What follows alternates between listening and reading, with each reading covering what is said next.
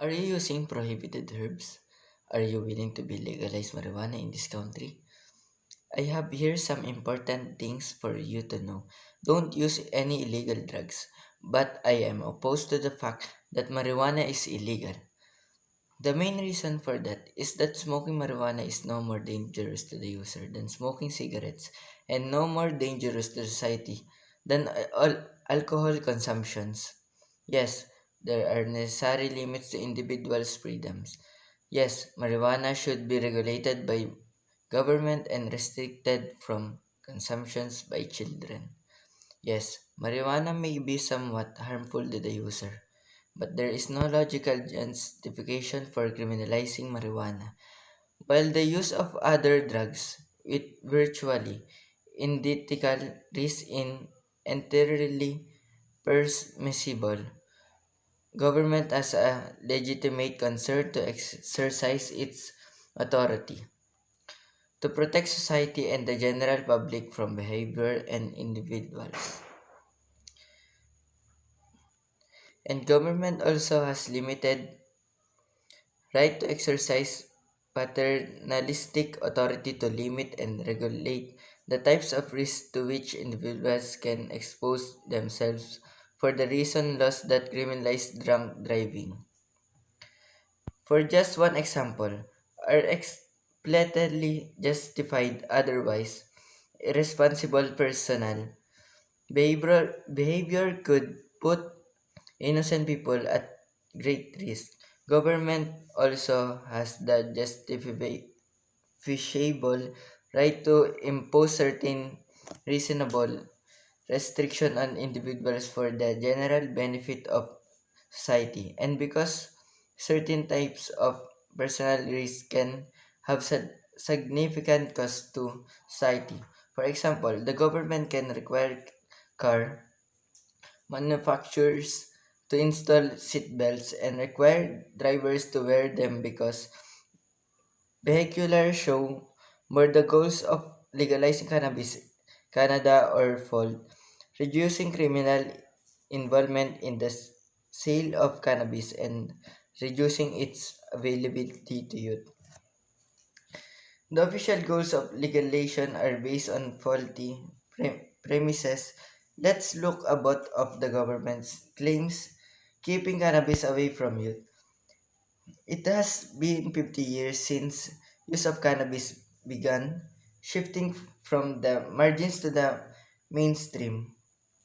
Shift is marked by rising prevalence of use and greater social tolerance of user by non-users. Legalizing cannabis will not curtail high use rates nor contribute to reversing noted normalizing trends.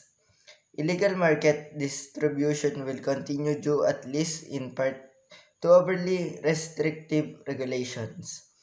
Young people access their social networks, not organized crime, to find cannabis. Gates photography and flash. Many users are ineligible to purchase legal cannabis due to age restrictions. The age restrictions include youth from the protections of legality and ensure continuation of unregulated access. Other users will maintain illegal market sources out of loyalty. Distract and refusal to be subject to retailers' higher prices.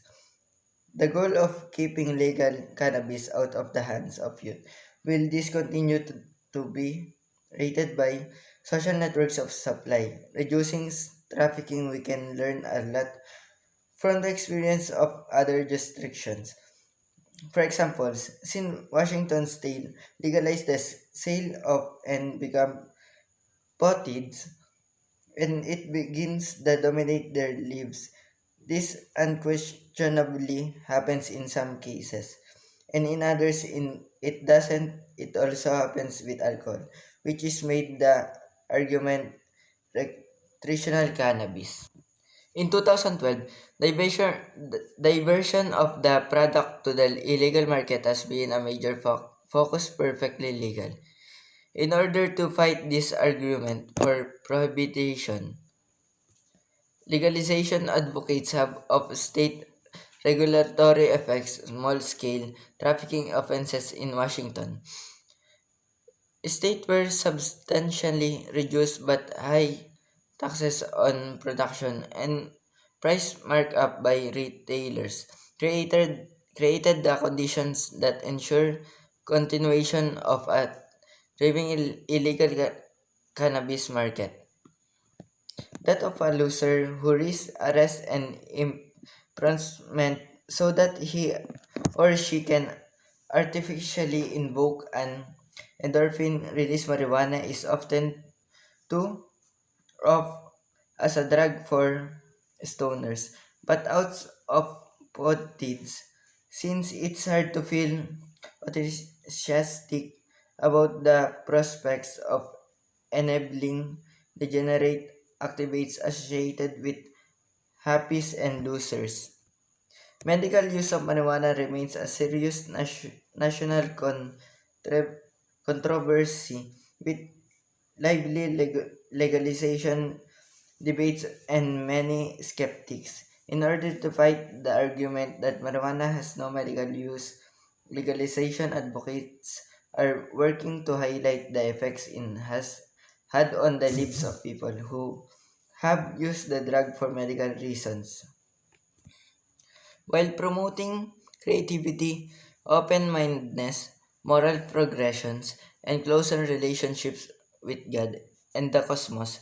That sounds thoroughly unrealistic and too good to be true for people who don't use the drug themselves, especially when the public image of a marijuana user is again that of a loser who risks arrest and imprisonment so that he or she can artificially invoke an endorphin release. Now, why marijuana is illegal in many countries in 1929? A man called Harry Aslinger was put in charge of the Department of Prohibition in Washington, D.C. But alcohol prohibition had been disaster. Gangster had taken over whole neighborhoods. Alcohol, controlled by criminals, had become even more poisonous. So alcohol prohibition finally ended, and Harry as Anslinger was afraid. He found himself in charge of a hug government department controlled by criminals and become even more poisonous.